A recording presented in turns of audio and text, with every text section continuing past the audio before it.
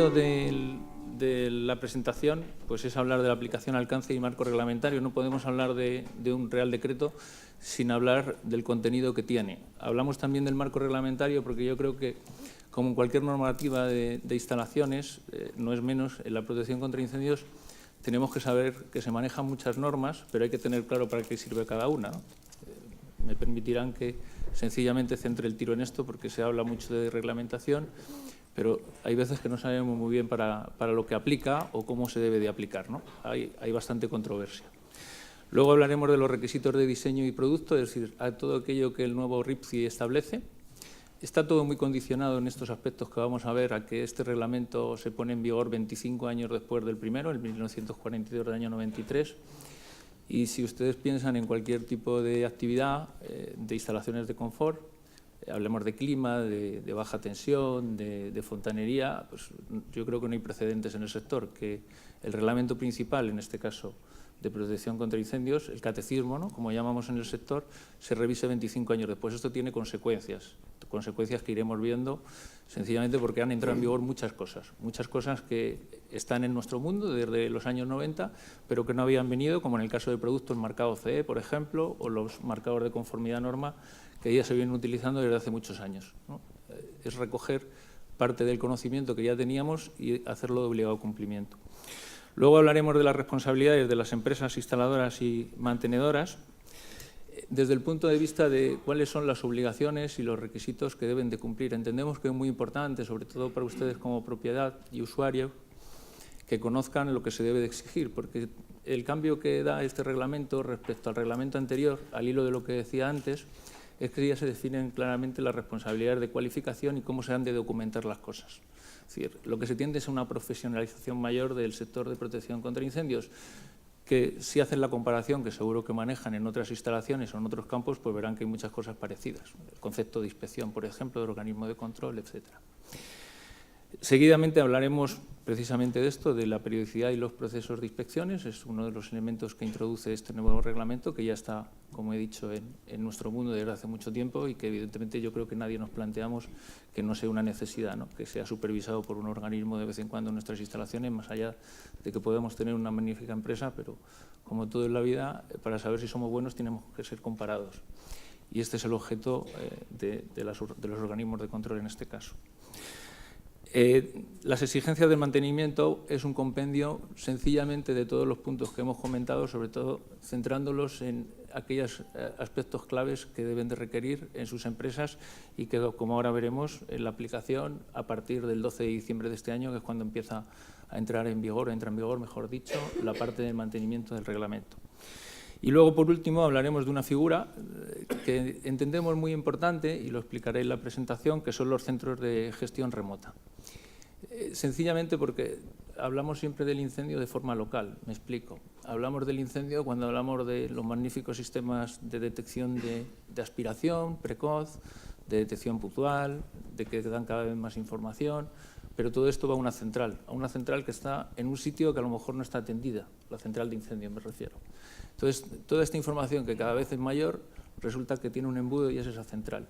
Los centros de gestión remota lo que hacen es, en base a unos parámetros que establece el nuevo RIPCI, dar la posibilidad y exigir en las nuevas centrales que se transmitan señales diferenciadas de las mismas, es decir, que tanto en local como a distancia se puedan supervisar esos sistemas y se puedan prestar servicios sobre toda esa información que llega a un tercero para que, evidentemente, que es lo más importante, toda esa información sirva para algo, para evacuar personas, para tomar medidas o para tomar acciones, que no necesariamente es en caso de incendio, sino que pueden ser pues, a nivel de control de señales técnicas y medidas que pueden ir pues, en resolver que no se produzca una inundación porque un aljibe de reserva de agua se ha roto, etcétera.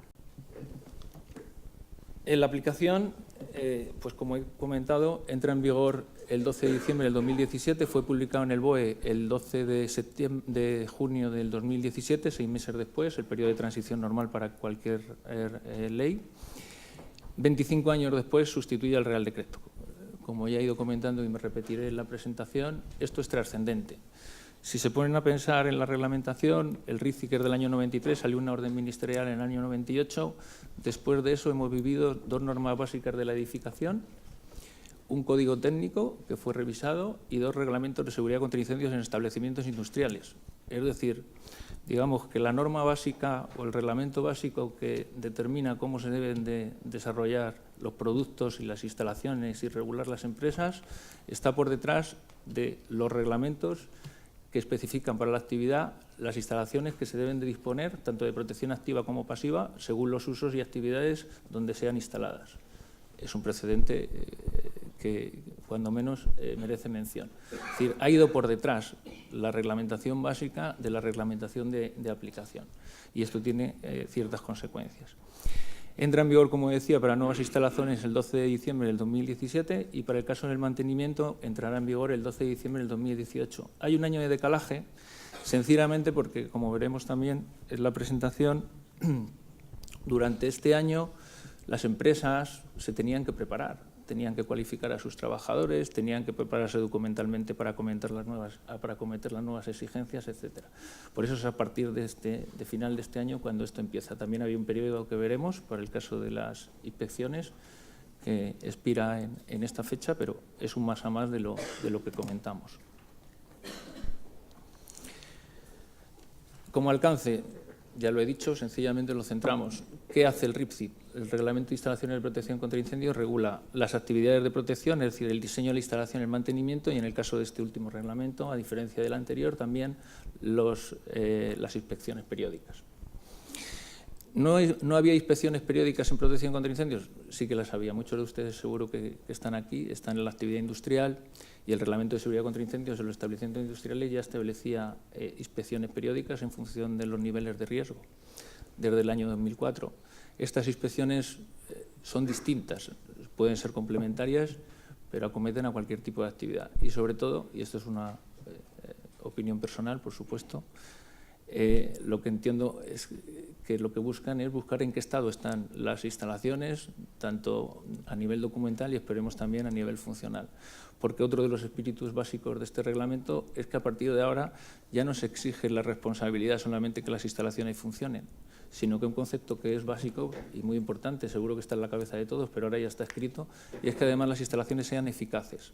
Es absurdo tener un sistema de protección contra incendios que esté instalado en un sitio que no funcione, o porque no vaya a apagar el fuego, porque era un sistema de extinción, ahora es un sistema de control, porque han cambiado las condiciones de entorno, las superficies, o porque los rociadores han quedado apantallados, o porque hay un sistema con extinción por gas que fue instalado hace 10 años y que, por las razones que sean, se han hecho modificaciones, el volumen que protegía ahora es mayor y la concentración de extinción que va a dar ese sistema pues no va a ser suficiente para que apague un fuego. Hasta hoy, en los mantenimientos preventivos que se realizaban en general, no había una obligación, salvo determinadas empresas, y voy a incluir a Securitas en ellas, si me permiten, revisábamos las condiciones de entorno, es decir, lo que podía haber variado de respecto a cuando se puso en marcha una instalación al objeto de la efectividad y del control que debía de tener en el día de hoy. Esto es básico, porque todo el mundo entiende que está protegido no porque las cosas funcionen, sino porque cumplen el cometido para el cual fueron instaladas. Ahora es una obligación y tiene sus consecuencias también. A nivel del marco reglamentario, también lo he comentado antes, pues dentro del mundo normativo siempre se parte de las normas técnicas que regulan o dan los criterios de normalización para el producto, para la instalación o para los servicios. Las normas técnicas que la manejan a diario son normas no de obligado cumplimiento por definición, que sencillamente normalizan las cosas o dan un criterio para hacerlas. En España tenemos las normas UNE, como saben, las normas europeas EN, o a nivel internacional las normas ISO. Nos acogemos a ellas o no de forma voluntaria. ¿Qué hace en el caso del Estado que tengamos la obligación de seguirlas? Precisamente los reglamentos.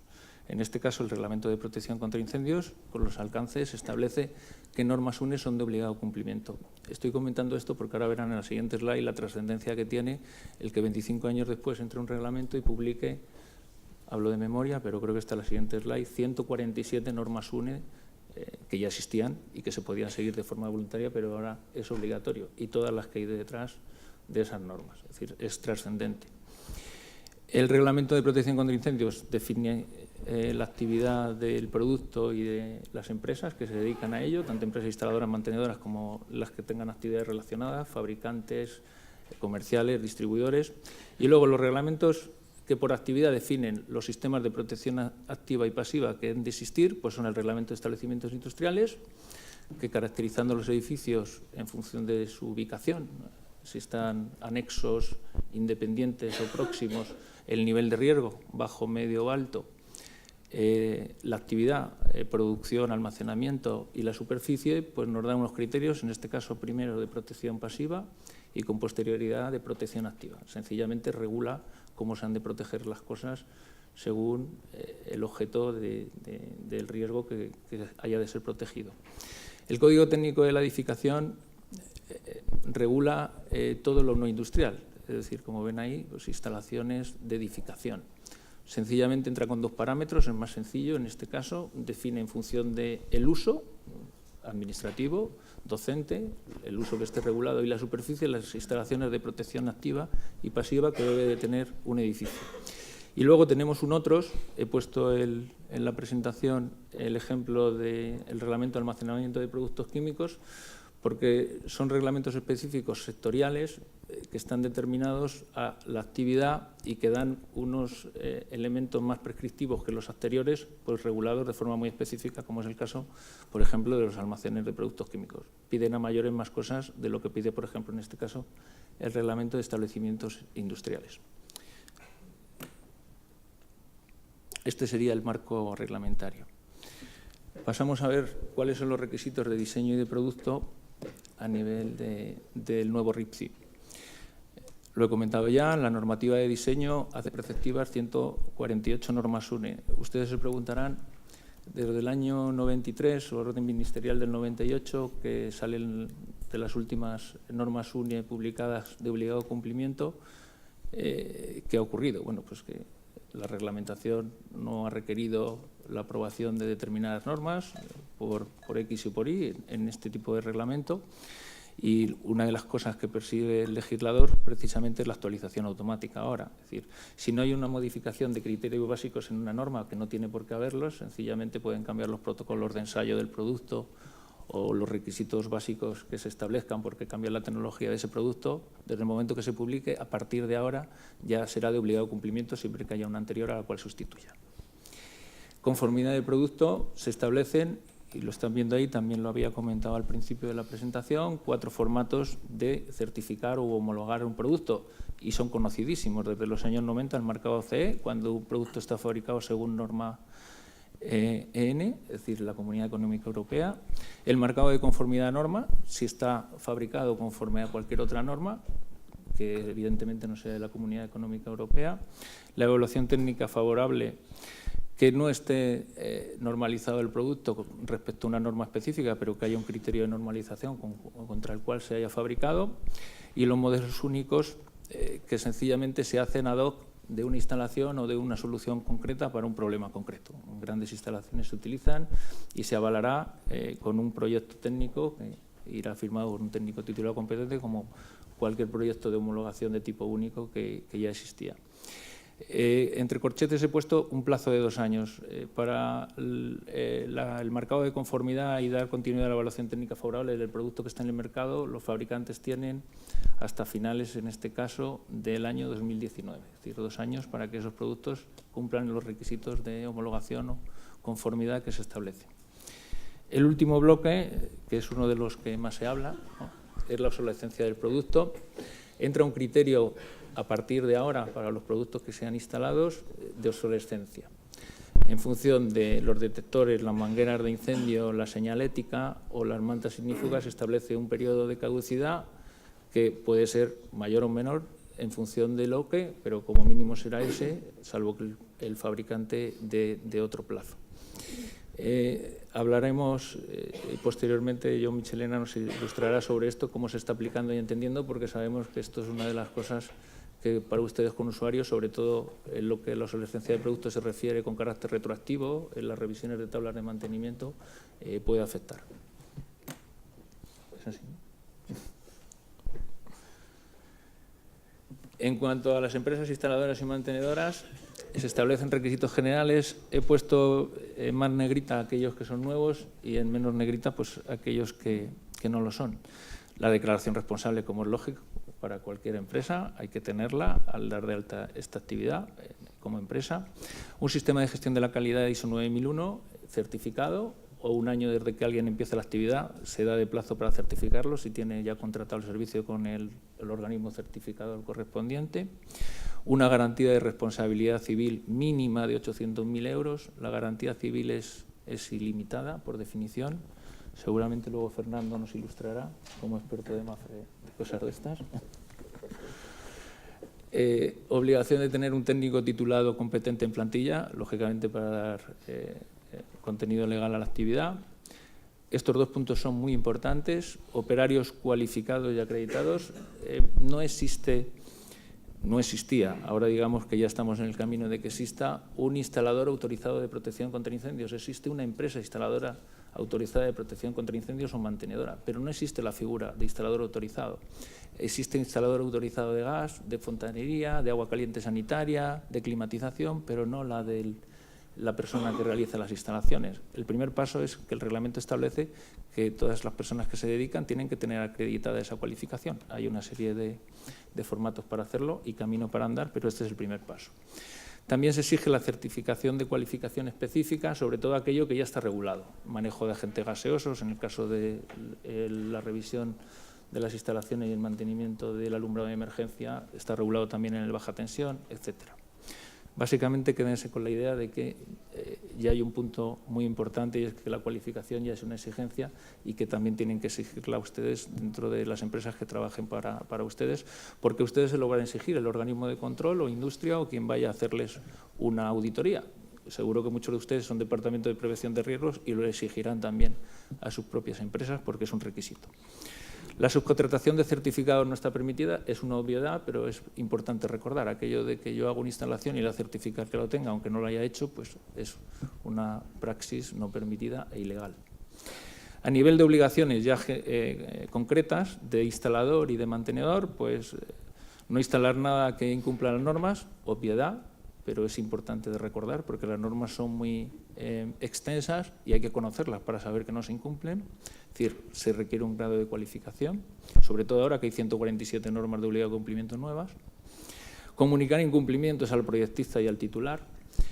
Esto es también un punto muy importante porque al instalador en este caso se le está dando la potestad de poder decir dentro de su estatus de actor en el mundo de la legalización de la ejecución, que a un proyectista, que también es un técnico titulado que emite un proyecto y que lo certifica y lo avala en un colegio profesional, que puede que algo en su diseño no esté bien. Se lo tiene que comunicar a él. Si el proyectista no lo entiende así, a la propiedad.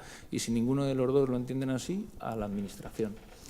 Esto es complicado y yo entiendo, también es una opinión personal, que va a ser complicado de medir, ¿no? Porque pues muchas veces cuando se contratan las cosas, lógicamente se contratan a un magnífico ingeniero diseñador y que luego venga en la concreción de la ejecución otra empresa y diga que no se están siguiendo las pautas, pues presenta un problema de competencias, cuando mínimo entre esas personas. Pero al mismo tiempo lo que intenta aclarar, por lo menos yo lo entiendo así del espíritu del RIPCI, es que hay una responsabilidad. Es que luego esa empresa que hace la instalación y la deja en servicio va a tener que responder de la eficacia de la misma. Luego, si ha participado y conocía, lógicamente, que ese diseño no era el adecuado, pues tiene que informar de ello, ¿vale? Habrá que ver cómo se regula, porque insisto que hay un problema de competencias y de encuentros que puede ser y plantear cierta legalidad, pero el paso positivo es este.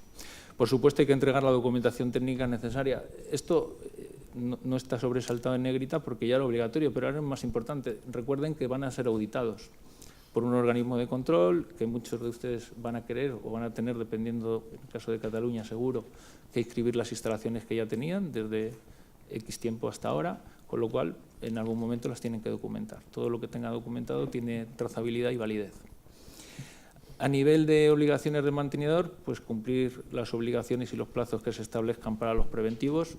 Las tablas de preventivos siguen siendo trimestrales. Saben que hay una tabla 2 de carácter anual, que es más completa que las otras 3 trimestrales de carácter trimestral, como digo.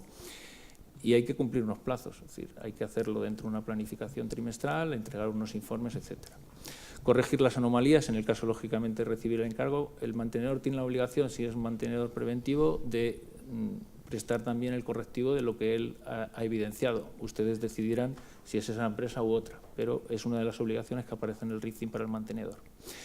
Punto muy importante, hay que desarrollar y emitir un informe técnico de equipos y sistemas que no tengan garantía de funcionamiento, presenten anomalías o no sean adecuados para el riesgo. Esto va a lo que comentaba antes. Es decir, si un sistema ya no es eficaz, el mantenedor lo tiene que poner y lo tiene que plantear como una no conformidad, porque no sirve de nada tener algo protegido si evidentemente no se le adecúa a las circunstancias reales del riesgo que se tienen.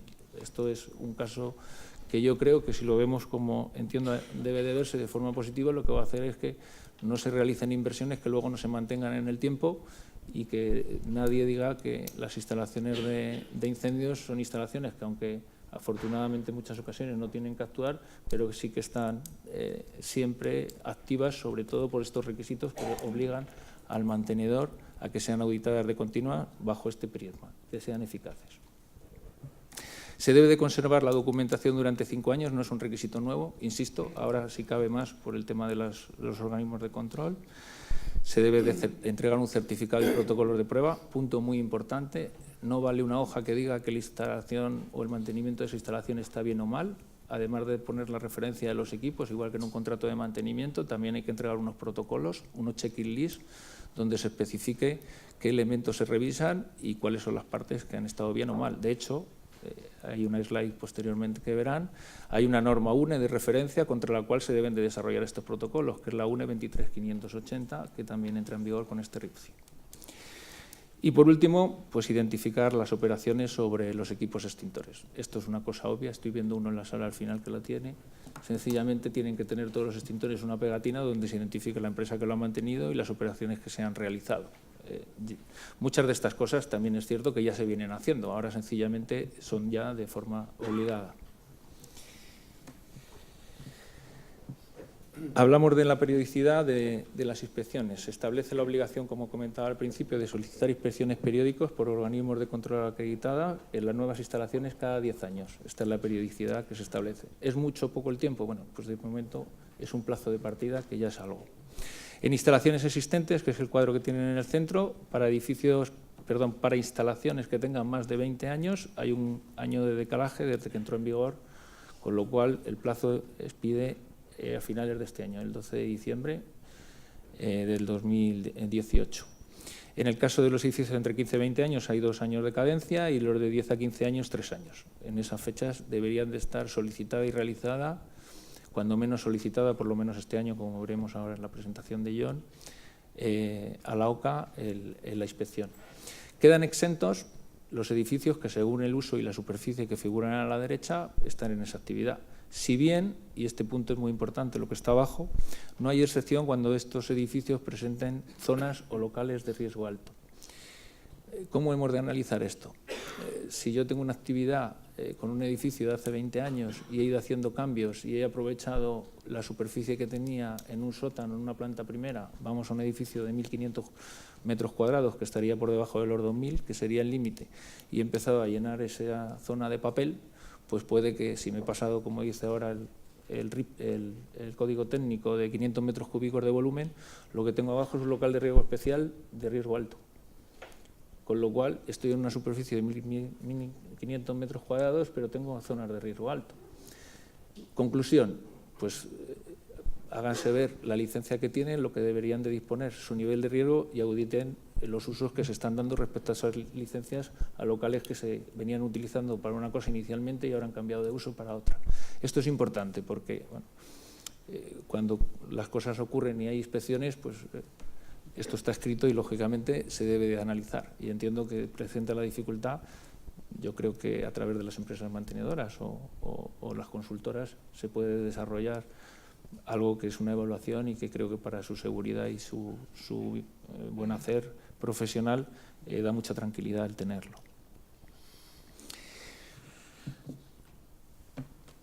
El proceso de inspección lo he intentado simplificar al máximo dentro de lo que son los procesos de inspección. Hemos marcado en blanco aquella documentación que va a ser requerida sí o sí por los organismos de control, es decir, los informes de mantenimiento preventivo y los proyectos de legalización. Es decir, alguien no puede auditar una instalación si no sabe el diseño que se ha hecho, contra qué se audita, si existe un proyecto, y si no hay un informe de mantenimiento que te dé la realidad actual del estado en el que está esa instalación y las no conformidades que se pueden haber presentado. El organismo de control va un día a una instalación, o X días, dependiendo de la dimensión, pero evidentemente no va a hacer lo mismo que una empresa mantenedora. Con lo cual, a lo que voy, y esto lo saben ustedes mejor que yo, es que cuanto mejor esté documentada la instalación, pues más fácil es que se pase esa inspección con éxito. Por eso en este círculo, además de estos 2 círculos en blanco, hay informes de aseguradora, inspecciones externas, auditorías internas. Si ustedes han analizado bien su instalación y hay trazabilidad en todo lo que hay en el estado que está, pues es muy fácil que el técnico del organismo de control que vaya a certificar y a afirmar que no hay no conformidades o tienen un carácter leve, firme con mayor tranquilidad. Si no, pues lógicamente la responsabilidad y el criterio es el criterio profesional. Ante la documentación, y en este caso buena documentación, pues es el primer punto de partida. El técnico de la OCA emitirá un acta de inspección que se debe conservar a disposición de industria. En ese acta se pondrán, en el caso de que haya no conformidades, si son de carácter leve, grave o muy grave, y se dará un plazo para la subsanación. Esto es sencillo, pongo siempre el mismo ejemplo. En el caso de las inspecciones técnicas de vehículos, vamos con nuestro vehículo. Si hay una cosa leve, hasta la siguiente revisión nadie nos dice nada. Si hay una cosa grave, nos dicen que volvamos a los 6 meses. Y si hay una cosa muy grave, bueno, yo no, por fortuna todavía no he tenido que dejar el coche allí, pero a lo mejor te dan una semana para corregirlo porque es un riesgo para las personas. El concepto es el mismo.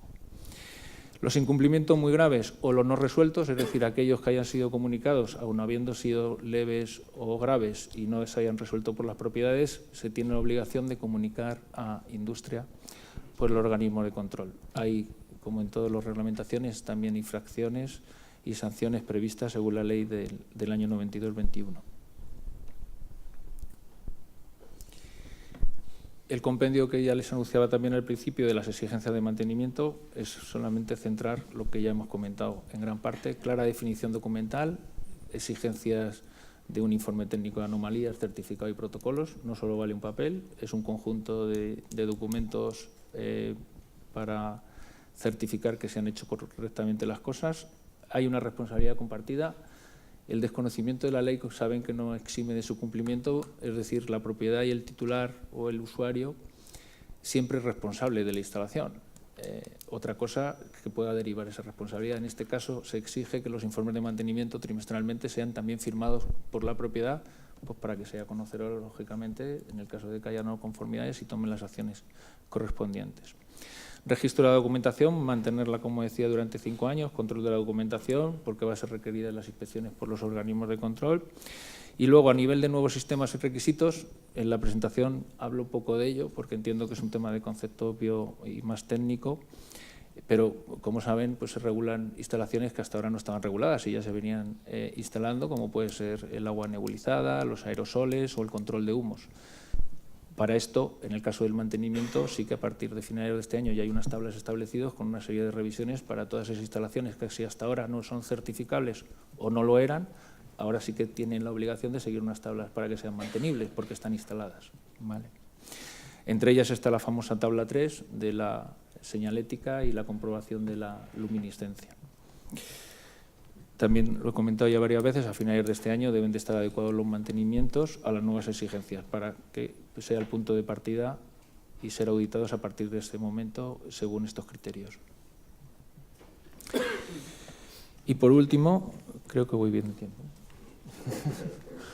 Hablamos de los centros de gestión remota como nueva figura. Le damos trascendencia a esto sencillamente porque, como he comentado al principio, es una pena que haya magníficos sistemas, magníficas evoluciones y desarrollos y que todo quede en un embudo. Empezamos diciendo lo que establece el nuevo reglamento.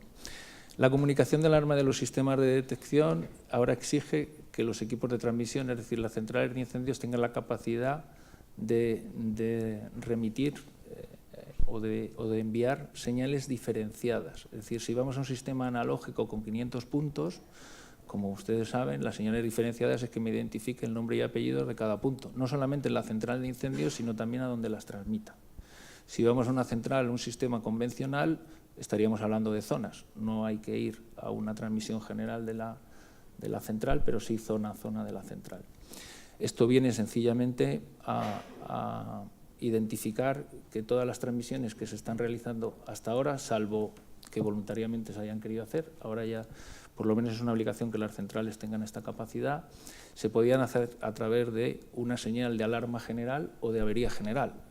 Problema, si esa alarma es atendida a distancia desde un centro de control o una central receptora, no se sabe cuándo hay un problema, si es un problema real de fuego, es un problema real de avería, si hay que atenderlo inmediatamente o se puede esperar al lunes en el caso de que sea un fin de semana. Es decir, si la información no está desplazada a distancia, no sirve de nada tenerla en local. Si en local, en la actividad hay 8 horas y hay una persona y el resto del tiempo hasta las 24 está desatendida esa central. Véanlo así porque este es el planteamiento. Luego, dentro de la lógica y la tecnología en el mundo que nos movemos de la comunicación, sería absurdo hacer inversiones que no fueran atendidas 24 horas, supervisadas y que dieran lugar a otras actividades, como veremos. Estas centrales tienen que estar certificadas según la N5421, que lo que viene a decir es algo parecido como hace en el grado 3 las centrales de seguridad, es decir, que la supervisión de la comunicación tiene que ser constante. Tiene que tener la prioridad máxima la comunicación en el caso de que estas señales vayan a sistemas integrados, es decir, no puede llegar a través la señal de incendios de un sistema que coarte o no priorice esa señal respecto a otra señal que tenga simultáneamente en ese momento. Ejemplo más básico, central de seguridad que tiene 2 zonas a través de las cuales llegan las señales de incendio. No va a priorizar la central porque no es inteligente si esas 2 zonas son de incendios o de seguridad. ¿De acuerdo? ¿Qué cometido tiene en este planteamiento el centro de gestión remota? Pues desarrollar las tareas de gestión que va a permitirse teniendo toda esa información en el centro de control o la receptora. Es decir, plántense que cada trimestre va una persona a una instalación físicamente, hace un mantenimiento. Si esa instalación está supervisada de continuo, se puede hacer un mantenimiento predictivo. Yo me puedo adelantar con una estadística, saber cuándo se va a estropear un detector, saber en qué grado de suciedad, porque hay mucha información que, como saben, los sistemas analógicos ya dan, es adelantarse a lo que ocurra, ¿no? Vamos a plantear, que está muy de moda, ¿no? Es el Big Data de incendio. Es decir, si yo cojo toda esa información y la proceso y establezco unos algoritmos, pues me va a hacer tomar medidas previas a lo que se va a desarrollar. No estamos hablando de que esto vaya a sustituir el mantenimiento preventivo presencial, ni la alarma, ni la atención presencial de personas, porque también, en mi opinión, para eso quedará mucho, o a lo mejor ni lo llegamos a ver. Pero está claro que es una necesidad y que hay que tenerlo en cuenta y que hay que ver en esa línea el futuro. Por último, pues lo que pretendo mostrar ahí es algo, creo que es obvio y creo que bastante gráfico. Cada vez la información y la concienciación evolucionan más, como ven, partiendo de que la prevención es más eficaz, tenemos sistemas de control de humos mejores, es decir, nos preocupamos por evacuar a las personas antes de que ocurra algo. Hay una mucha mejor comunicación de alarma, hay sistemas de megafonía RF, etcétera, etcétera. Hay detección más eficaz.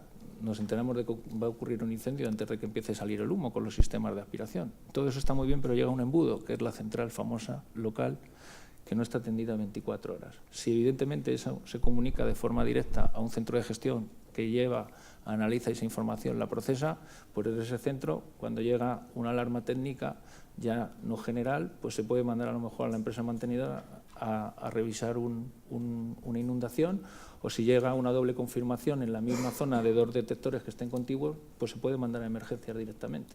No es necesario llamar a alguien por teléfono para levantarle la cama o mandar a un no especialista para que vaya y no sepa, porque no tiene un procedimiento de actuación claro, lógicamente, ni tiene por qué tenerlo, el que hacer en esa situación.